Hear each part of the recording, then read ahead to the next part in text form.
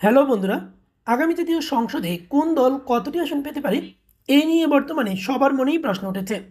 আজকে এই ভিডিওর মাধ্যমে জানাবো বাংলাদেশ আওয়ামী লীগ, বিএনপি, জামায়াত ইসলামী এবং জাতীয় পার্টি এই চার দলের মধ্যে কোন দল কতগুলো আসন পেতে পারে।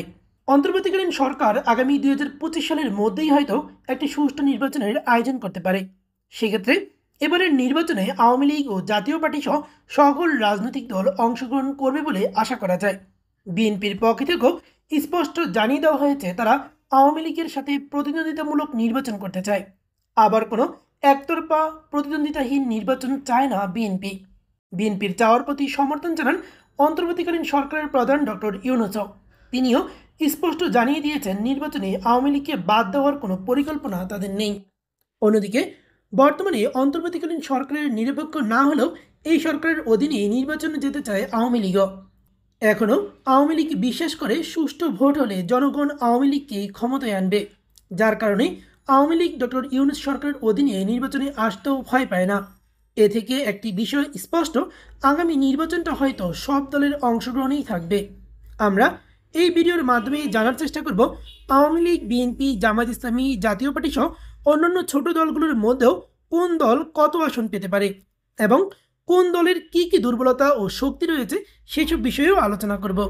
বর্তমানে আওয়ামী লীগের পক্ষে প্রচুর জনসমর্থন দেখতে পাওয়া যায় অনলাইনে, যা আওয়ামী লীগ ক্ষমতায় থাকতে কেউ দেখেনি। বর্তমানে বিভিন্ন কারণে ডক্টর ইউনূসের জনপ্রিয়তা কমছে এবং আওয়ামী লীগের জনপ্রিয়তা বাড়ছে। 5ই আগস্টের আগে যারা ভাবতো আওয়ামী লীগকে ভোট দিবে না, তারা এখন নতুন করে আওয়ামী লীগকে ভোট দেওয়ার কথা ভাবছে। পরিস্থিতি দেখে মনে হচ্ছে ক্ষমতা হারানোর পরে আওয়ামী লীগের জনপ্রিয়তা অনেক বেশি বেড়ে গেছে। শুধু সামাজিক যোগাযোগ মাধ্যমেই নয়, সব জায়গাতেই একটি কথা সবাই বলছে, আগেই ভালো ছিলাম, যেটা বিএনপির জন্য খুবই দুঃসংবাদ। ক্ষমতায় থাকাকালীন যারা শেখ হাসিনার বিপক্ষে ভোট দিত, তাদের অনেকেই শেখ হাসিনা ক্ষমতা হারানোর পর তাদের সিদ্ধান্ত পরিবর্তন করেছে। অন্যদিকে বিএনপির জনপ্রিয়তাও 2008-এর তুলনায় বেড়েছে বলেই মনে হচ্ছে। তবে সামাজিক যোগাযোগ মাধ্যমগুলোতে আওয়ামী লীগ ও জামায়াত ইসলামীর সমর্থকদের যেমন সাড়া পাওয়া যাচ্ছে, ততটা সরব নয় বিএনপি সমর্থকরা। তবে বর্তমান বাস্তবতায় বিএনপির ক্ষমতা আসার সম্ভাবনাকেও বাদ দেওয়া যায় না। অন্যদিকে জামায়াত ইসলামী ও জাতীয় পার্টি সহায়ক শক্তি হিসেবে প্রধান দুই রাজনৈতিক দলকে ক্ষমতায় যেতে সাহায্য করে থাকে। বড় দলগুলোর ক্ষমতায় যেতে এই দলগুলোর ভূমিকা অনেক বেশি থাকে। এছাড়া এই বড় চারটি দল ব্যতীত আরও কিছু ছোট দল এবারের নির্বাচনে অংশগ্রহণ করবে। এইসব ছোট দলগুলোর মধ্যেও অনেকেরই এক বা একাধিক আসন পাওয়ার মতো সক্ষমতা রয়েছে, যেমন নুরুল হক নূরের নতুন রাজনৈতিক দল গণ অধিকার পরিষদ, চরমনাই পীরের ইসলামী আন্দোলন বাংলাদেশ। এইসব নানান রকমের দল রয়েছে। এসব দলের মধ্যে কেউ সংসদ সদস্য হতে পারবে কিনা এই বিষয়টি নিয়েও আলোচনা করব এই ভিডিওতে। তো প্রিয় দর্শক, এই বিষয়টি আলোচনা করব সরাসরি জাতীয় সংসদ নির্বাচনের বিভিন্ন ইতিহাস থেকে। তো আমরা এর জন্য চলে আসি যে বাংলাদেশের জাতীয় সংসদ নির্বাচন যতগুলো হয়েছে সবগুলোকে আমরা একটু এক নজরে দেখে নিব, যেখানে আমরা দেখব যে জামায়াত ইসলামী এবং জাতীয় পার্টি, বিএনপি এবং যে আওয়ামী লীগ প্রত্যেকের এবং ছোট দলগুলোর মধ্যেও যারা উদীয়মান, তাদের মধ্যে কী পরিমাণ অতীতে জনপ্রিয়তা ছিল, কীরকম তারা ভোট পেয়েছিল এবং বর্তমান বাস্তবতায় এই দলগুলোর কার কীরকম ভোট বাড়তে পারে, কোন আসনে বা কোন এলাকায় তারা বেশি আসন পেতে পারে, কোথায় কম পেতে পারে, এই বিষয়গুলো নিয়ে আজকে আলোচনা করব। তো আমরা দেখলাম যে আমাদের এই পর্যন্ত 12টি সংসদীয় নির্বাচন হয়েছে। তার মধ্যে দ্বাদশ জাতীয় নির্বাচনটি হচ্ছে যেটা 24শে জানুয়ারির নির্বাচন। সেই নির্বাচনেও কিন্তু আমরা দেখেছি যে এটা একতরফা একটা নির্বাচন হয়েছে, যেখানে বিএনপি অংশগ্রহণ করেনি বা জামায়াত ইসলামী বা আওয়ামী বিরোধী যারা ছিল তারা অংশগ্রহণ করেনি। তারপরেও কিন্তু এই দ্বাদশ জাতীয় সংসদ নির্বাচনেও কিন্তু আমরা দেখেছি অনেক ভোটারের উপস্থিতিই দেখেছি, যদিও কিন্তু ওই ওই পর্যাপ্ত পরিমাণ ভোটার নেই, তারপরেও কিন্তু বিভিন্ন এলাকায় অনেক ভোটার ছিল। তারপরে যদি আমরা একাদশ জাতীয় সংসদ নির্বাচন দেখি, এটা একটা বিতর্কিত নির্বাচন ছিল। বিএনপি মাত্র 7টা আসন পেয়েছিল এই নির্বাচনে, এটাও আমরা বাদ দিলাম। দশম জাতীয় নির্বাচন 2014 সালে, এটা ছিল ইতিহাসের আরেকটি জঘন্য নির্বাচন, যেখানে হচ্ছে 153টি আসনই হচ্ছে বিনা প্রতিদ্বন্দ্বিতায় জিতে যায় প্রার্থীরা। যাই হোক, তারপরে আমরা যে নবম জাতীয় সংসদ নির্বাচন, মোটামুটি এই নির্বাচনগুলোকে গ্রহণযোগ্য নির্বাচন বলা হয়ে থাকে। সেটা হচ্ছে নবম জাতীয় নির্বাচন, যেটা 2008 সালে হয়েছে। 2001 সালে যে নির্বাচনটা হয়েছে, তারপর 1996 সালের জুন মাসে যে নির্বাচনটা হয়েছে সেটা। কিন্তু আবার 1996 সালের ফেব্রুয়ারি মাসে যে নির্বাচন হয়েছে সেটা আবার একটা বিতর্কিত নির্বাচন ছিল। সেখানে সব বিএনপিরা ভোট পেয়েছিল, শুধুমাত্র বিএনপি এই নির্বাচনটা করেছে। তারপরে আমরা দেখতে পারি যে পঞ্চম জাতীয় সংসদ নির্বাচন, যেটা 1991 সালে নির্বাচনগুলো হয়েছে। তো তার আগে যে নির্বাচনগুলো চতুর্থ, তৃতীয়, দ্বিতীয়, প্রথম, দ্বিতীয়, তৃতীয়, চতুর্থ, এই এই চারটি নির্বাচনও কিন্তু বিতর্কিত। বিতর্কিত বলতে প্রথম যে 73 নির্বাচন, প্রথম যেটা বঙ্গবন্ধুর শাসনামলের যে নির্বাচন, সেটা তো একটা গেছি। দ্বিতীয় সংসদ নির্বাচনটা ছিল বিতর্কিত, তৃতীয়টাও ছিল বিতর্কিত, এবং হচ্ছে যে 1988 সালে যে চতুর্থ, এই তিনটা নির্বাচনই ছিল মূলত হচ্ছে অংশগ্রহণহীন নির্বাচন, সব দলের অংশগ্রহণ ছিল না, বা হচ্ছে যে বিতর্কিত নির্বাচন ছিল এগুলো। তো আমরা পুরো বাংলাদেশের ইতিহাসে প্রথম জাতীয় সংসদ নির্বাচনটা সুষ্ঠু হয়েছে। তো সেটা যেহেতু বঙ্গবন্ধুর আমলের শাসন আমলের নির্বাচন, বা সেই সময়কার নির্বাচন, সেটাকে বাদ দিই। তারপর দ্বিতীয়, তৃতীয়, চতুর্থ এই নির্বাচনগুলো ছিল বিতর্কিত। অর্থাৎ বাংলাদেশের ইতিহাসে মোটা দাগে 4টা ইলেকশন বাংলাদেশের স্বাধীন হওয়ার পর এ পর্যন্ত, যদি বঙ্গবন্ধু শাসন আমলের ইলেকশনটা বাদ দিই, যে কারণ ওটা ছিল স্বাধীনতার উত্তর নির্বাচন, ওটা তো একটা রকম ফলাফল হবেই। তো এই 4টা নির্বাচন মূলত হচ্ছে বাংলাদেশের ইতিহাসে হয়েছে। তো এই 4টা নির্বাচনই হয়েছে নিরপেক্ষ তত্ত্বাবধায়ক সরকারের অধীনে। তাহলে এই 4টা নির্বাচন মোটামুটি সব দলের কাছেই, যদিও নির্বাচনের কালচার বাংলাদেশের যেটা, সেটা হচ্ছে যে যারা পরাজিত হয় তারা হচ্ছে যে সেই নির্বাচনকে বিতর্কিত নির্বাচন হিসেবে দাঁড় করানোর চেষ্টা করে। তারপরে হচ্ছে যে সব দল এই নির্বাচনগুলোকে মোটামুটি গ্রহণযোগ্য হিসেবে মেনে নিয়েছে। তো আমরা এখন এই 4টি নির্বাচন থেকে আমরা বুঝে নিব যে আসলে বাংলাদেশে আওয়ামী লীগ এবার যদি 2025 সালে যদি কোনো নির্বাচন হয়ে থাকে, তাহলে আওয়ামী লীগ কতগুলো ভোট পেতে পারে, এবং বিএনপি, জামায়াত ইসলাম, জাতীয় পার্টি বা অন্যান্য যে ছোট দল আছে, যেমন ইসলামী আন্দোলন, যে চরমনাইয়ের পীর, তারপর হচ্ছে নুরুল হক নূর, বা আরও অনেক অনেক দল আছে, তো তারা কীরকমের ভোট পেতে পারে। তো আমরা এখান থেকে একটু বোঝার চেষ্টা করব। প্রথমে আমরা দেখি যে যখন থেকে আমাদের নতুন সংসদীয় গণতন্ত্র যাত্রা শুরু হলো, সেটা হচ্ছে 1991 সালে। 1991 সালে কে কতগুলো সিট পেয়েছিল আমরা যদি দেখি, যে সেখানে মূলত হচ্ছে বেগম খালেদা জিয়া, উনি 140টি আসন পেয়েছিল, এবং শেখ হাসিনা আসন পেয়েছিল 88টি। আমরা এখান থেকে দেখতে পাচ্ছি যে শেখ হাসিনা কিন্তু 88টি আসন পেয়েছিল এই নির্বাচনে। এবং এই নির্বাচনের ফলাফলটাও যদি আমরা দেখি, আপনারা দেখতে পারবেন যে এখানে কিন্তু ভোটের হারটা প্রায় দুই দলের সমান। তো এখানে জামায়াত ইসলামী 18টা ভোট পায়, এবং জাতীয় পার্টি 35টা ভোট পায়। আপনারা শুধুমাত্র এই 4টে দলের ভোটের হিসাবটা একটু দেখেন, যেখানে কিন্তু বিএনপি ভোট পেয়েছিল একাই 140টা, আওয়ামী লীগ পায় 88টা, জামায়াত ইসলামী 18টা, এবং জাতীয় পার্টি 35টা ভোট পায়। তারপরে যদি আমরা দেখি সপ্তম জাতীয় নির্বাচন যদি আমরা দেখি, তাহলে আমরা সেখানেও আমরা এরকমই দেখতে পাই যে এখানে আবার আওয়ামী লীগ খুবই ভালো ফল করে। তো আওয়ামী লীগ এই নির্বাচনে 146টা আসন পায়, বিএনপি পায় 116টা। অর্থাৎ বিএনপি কিন্তু 5 বছর দেশ চালানোর পরেও কিন্তু তারা 100-এর উপরে আসন পায়। আমরা দেখতে পাচ্ছি 116টা আসন তারা পেয়েছে। আর অন্যদিকে আওয়ামী লীগ পেয়েছে 146টা ভোট। আওয়ামী লীগেরও কিন্তু অনেক জনপ্রিয়তা বেড়েছে ওই সময়।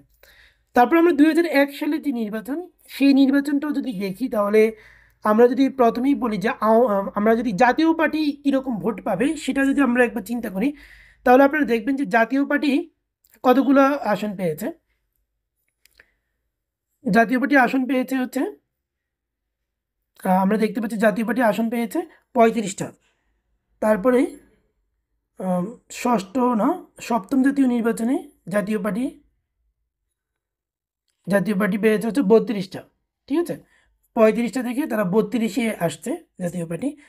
তারপরে যদি সপ্তম জাতীয় নির্বাচনের পরে যদি আমরা অষ্টম জাতীয় সংসদ নির্বাচন দেখি, তারপরেও আমরা সেখানেও কিন্তু জাতীয় পার্টি সেই নির্বাচনে অংশগ্রহণ করছে ইসলামিক ঐক্যফ্রন্টের নাম দিয়ে, সেখানে তারা 14টা আসন পায় 2001 সালে। এছাড়াও জাতীয় পার্টির যে আরেকটা অংশ নাজিউর, তারা পায় হচ্ছে 4টা আসন পায়। তো এখান থেকে আমরা আরেকটা জিনিস দেখি যে অষ্টম জাতীয় পর নবম জাতীয় সংসদ নির্বাচনে জাতীয় পার্টি, অর্থাৎ জাতীয় পার্টির কিন্তু কিছু আসন রয়েছে, যে আসনগুলোতে জাতীয় পার্টিকে হারানো প্রায় অসম্ভব। এইসব আসনগুলোতে এরকম কিন্তু 20-25টা আসন রয়েছে, যেটা হচ্ছে রংপুর বিভাগের মধ্যে। তো এই 20-25টা আসনই কিন্তু জাতীয় পার্টি পাবে। তারপরে যদি আমরা বলি যে আরও কিছু প্রায় রয়েছে, যে জামায়াত ইসলামী কতগুলো আসন পাবে, সেই বিষয়টা যদি বলি, তাহলে আপনারা দেখতে পাবেন জামায়াত ইসলামীও কিন্তু প্রথম নির্বাচনে 18টি আসন পেয়েছিল, এটা তাদের ছিল সর্বোচ্চ। এবং পরবর্তীতে কিন্তু এই নির্বাচনে আমরা যদি দেখি 2008 সালের যে নির্বাচন, 2008 সালের নির্বাচনে জামায়াত ইসলামী মাত্র 2টি আসন পায়। তো এই নির্বাচন থেকে আমরা যেটা বুঝতে পারি সেটা হচ্ছে জামায়াত ইসলামী মোটা থেকে জামায়াত ইসলামীরও কিছু সমর্থন আছে। এই নির্বাচনে যেহেতু 1991 সালে তারা সর্বোচ্চ ভালো রেজাল্ট করেছিল, 18টি সিট পেয়েছিল। তারপরে কিন্তু 2001 সালেও তারা অতটা ভালো ফল পায়নি। 2001 সালে তাদের সর্বোচ্চ সিট ছিল। 2001 সালেও তারা অনেক জনপ্রিয় ছিল, অন্যান্য দলের তুলনায় মাত্র 17টি পেয়েছে। তো তাদের জামায়াত ইসলামীর পুরো দেশে যেখানে জাতীয় পার্টির 20 থেকে 25টা আসন পাওয়ার যোগ্যতা আছে, সেখানে জামায়াত ইসলামীর পুরো দেশে তারা 10 থেকে 15টি বা সর্বোচ্চ 20টি আসন তারা পেতে পারে। এটা হচ্ছে তাদের ম্যাক্সিমাম, একদম তারা 20টি। কারণ হচ্ছে বিএনপির সাথে যদি তারা জোট করে নির্বাচন করে, খুব বেশি একটা আসনে তারা প্রার্থী দিতেও পারবে না। তো তাছাড়া যেখানে বিএনপি একটু দুর্বল, সেখানে মূলত জামায়াত ইসলামীর প্রার্থীরা হচ্ছে নির্বাচন করে থাকে। তো সেই ক্ষেত্রেও আসলে সেখানে জামায়াত ইসলামীর পক্ষ থেকে এমন জায়গায় প্রার্থী পাওয়া যায় যেখানে বিএনপি কিছুটা দুর্বল। তো যার কারণে জামায়াত ইসলামীর যদি তাদেরকে 50টা সিটও দেওয়া হয় নির্বাচন করার জন্য, তারপরেও তারা সেখানে 15-20টার মতো আসন জিততে পারবে। অন্যদিকে আওয়ামী লীগ জাতীয় পার্টি যেটা এর সাথে, তারা জিততে পারবে 20-25টা, যেটা নির্বাচনের বিভিন্ন আসনগুলো অ্যানালাইসিস করে যেটা দেখা গেছে যে বাংলাদেশের, আমরা যদি 2001 সালের যে নির্বাচন এবং যে নির্বাচনে যদি আমরা ইয়েটা দেখি, সংসদীয় সদস্যদের তালিকাটা যদি দেখি, তাহলেও কিন্তু আমাদের এই বিষয়টা চলে আসে যে অষ্টম জাতীয় সংসদ নির্বাচনে একের। এবং যদি নির্বাচনে যদি বিএনপি যদি অংশগ্রহণ করে, বিএনপি এবং আওয়ামী লীগের মধ্যে, আওয়ামী লীগের যে 4টা ইলেকশন আপনাদেরকে দেখালাম, যেটা হচ্ছে যে প্রথম যে 91 সালের নির্বাচন, সেখানেও কিন্তু তারা প্রায় 88টার মতো আসন পায়। আপনারা দেখতে পাচ্ছেন যে 88টার মতো, অর্থাৎ তাদের কিন্তু 88টা আসন পেয়েছিল 1991 সালে। তারপরে যদি আমরা পরের নির্বাচন যেটা দেখি, সপ্তম জাতীয় সংসদ নির্বাচনে তাদের তারা কিন্তু অনেক রেকর্ড করে, সেটা হচ্ছে 146টা আসন তারা জিততে পারে ওই নির্বাচনে। এবং অষ্টম জাতীয় নির্বাচনে, যে নির্বাচনে তারা সবচেয়ে খারাপ ফল করে, সেই নির্বাচনেও কিন্তু তারা 62টি আসন পায়। যদিও এই নির্বাচন নিয়েও শেখ হাসিনা প্রশ্ন তুলেছে, সেই নির্বাচনেও কিন্তু 62টি আসন, যেখানে বিএনপি তার জীবনের রেকর্ড পরিমাণ আসন জিতে 193টি। তো সেই নির্বাচনেও কিন্তু আওয়ামী লীগ 62টির কম আসন পায়নি। আমরা যদি আওয়ামী লীগের বিভিন্ন পুরো দেশে যদি আওয়ামী লীগের ভোট দেখি, বিভিন্ন দেশের বিভিন্ন আসন নিয়ে, তাহলে কিন্তু আওয়ামী লীগ একদম খারাপ ফল করলেও আওয়ামী লীগের কিন্তু আপনার ভোট কখনই, আওয়ামী লীগের আসন সংখ্যা 70-80টার নিচে নামার কথা না। যেটা হচ্ছে বর্তমান পরিস্থিতিতে যদি আওয়ামী লীগ নির্বাচন করে, তাহলেও কিন্তু তারা মিনিমাম 70 থেকে 80টা আসনে তারা জিততে পারবে।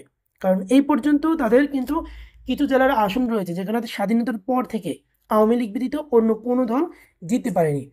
তো এই জিনিসটা কিন্তু আবার এই এই এই যে আগামী যে নির্বাচন, সেটা কিন্তু হবে যদি আওয়ামী লীগ, তাহলে আওয়ামী লীগের কিন্তু অ্যাভারেজ 100টি আসন পাওয়ার মতো আওয়ামী লীগের অ্যাবিলিটি আছে। বিভিন্ন জায়গায় আওয়ামী লীগের যথেষ্ট ভোট আছে। আওয়ামী লীগের সবচেয়ে খারাপ যে নির্বাচনের ফলাফল, সেটা সেই নির্বাচনেও কিন্তু 40% মানুষ আওয়ামী লীগকে ভোট দিয়েছে। 2001 সালের নির্বাচনে আওয়ামী লীগের সবচেয়ে খারাপ ফল করেছিল ওই সময়, সবচেয়ে আওয়ামী লীগের ইতিহাসে।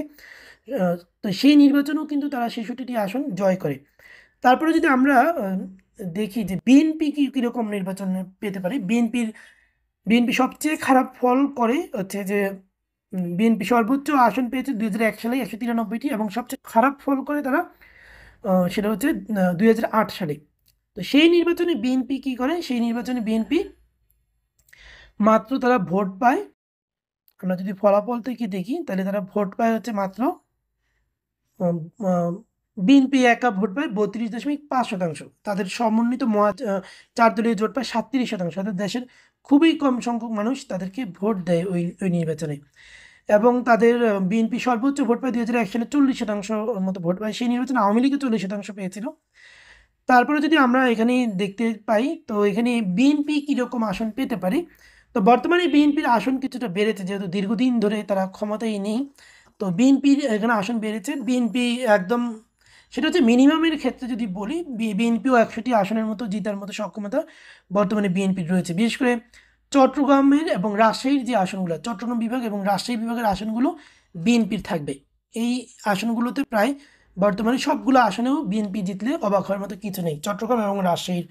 অন্যদিকে বরিশালের কিছু আসনে তারা জিততে পারে, বাগেরহাটের খুলনার কিছু জিততে পারে, কিন্তু খুলনা, ময়মনসিংহ, তারপর হচ্ছে সিলেট, তারপর ঢাকা বিভাগ, তারপর রংপুর বিভাগ, এই সব বিভাগে কিন্তু আওয়ামী লীগ এবং আওয়ামী লীগের প্রভাব রয়েছে। কিন্তু অন্যদিকে বিএনপির বরিশাল, চট্টগ্রাম এবং রাজশাহীর দিকে কিন্তু বিএনপির যথেষ্ট প্রভাব রয়েছে। এছাড়া ঢাকার কিছু আসনও কিন্তু এবার বিএনপির জয়ের সম্ভাবনা রয়েছে। তো সেই ক্ষেত্রে বিএনপি 100টা মিনিমাম সিট পাবে, 100-120-এর নিচে বিএনপি নামার সম্ভাবনা নেই। তো কোনো দল 150টি পাবে কিনা সেটা আসলে নির্বাচন আসলেই বলা যাবে যে আসলে কারা ক্ষমতায় আসতে পারে। তবে আওয়ামী লীগ 60-70টা বা 70-80টার মতো নির্বাচন মিনিমাম আসন পাওয়ার মতো সক্ষমতা আওয়ামী লীগের আছে। বিএনপিরও বর্তমানে যে পরিমাণ জনপ্রিয়তা আছে তারা 100টি আসনের মতো পেয়ে যাবে। এবং জাতীয় পার্টি 20-25টা আসনের নিচে পাবে না। জাতীয় পার্টির কিছু আসনে রয়েছে, ওই রকম আসনগুলো রয়েছে যেগুলোতে সবাই জাতীয় পার্টিকে ভোট দেয়। আবার হচ্ছে যে জাতীয় পার্টি যদি রংপুরে কিছু আসন ছাড়ে তাহলে হয়তো আওয়ামী লীগ পাবে, কিন্তু 20-25টা সিট কিন্তু জাতীয় পার্টির। আর জামায়াত ইসলামীও 15-20টা সর্বোচ্চ আসন পেতে পারে, তাদেরও কিছু কিছু এলাকায় তাদের প্রভাব রয়েছে। এছাড়া বিএনপি কিছু আসন ছেড়ে দিবে তাদের জন্য। তো সব মিলিয়ে তারা 15-20টা আসন তারাও পেতে পারে। এবং জাতীয় পার্টিও 25টার মতো আসন পেতে পারে। এবং আওয়ামী লীগ একদম খারাপ ফল করলেও তারা 60-70-80টা আসন পাবে। বিএনপিও যদি খারাপ ফলও করে তাও ন্যূনতম 100টা আসন তারা পেতে পারে। তো আর সংখ্যাগরিষ্ঠতা নিয়ে এখানে বলা যায় না, হয়তো আওয়ামী লীগও কিন্তু ক্ষমতায় চলেও আসতে পারে, এটা নিয়েও কেউ নিশ্চিত বলতে পারবে না। তো এই ছিল আজকের ভিডিওটি কেমন লাগলো কমেন্ট করে জানাবেন। সবাইকে ধন্যবাদ সম্পূর্ণ ভিডিওটি দেখার জন্য।